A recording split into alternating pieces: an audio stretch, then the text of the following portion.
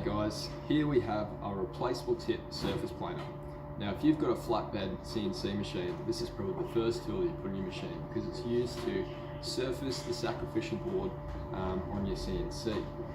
Now the great thing about these ones is it's got these replaceable knives, and these are 4-edge knives. So you actually get to turn them around 4 times before you need to put in your one in. Now this is balanced at 12,000 RPM, but I generally recommend you run it at about 10,000 RPM and somewhere between 20 and 25 meters per minute. And depending on the acceleration of your machine and all that, for a 24 by 12 sheet, you're probably looking at about a minute 40 to surface that, take off about 0.2 to 0.3 of a mil of the MDF. And additionally, for a 36 by 18 sheet, you're probably looking at close to 3 minutes 40 for that one. Now we do also have this available in a PCD option, which is a larger diameter, and it's also 6 wings instead of 3. And with that, you can push it up to speeds of 40 meters a minute, where you're saving a minute 30 on those larger machines.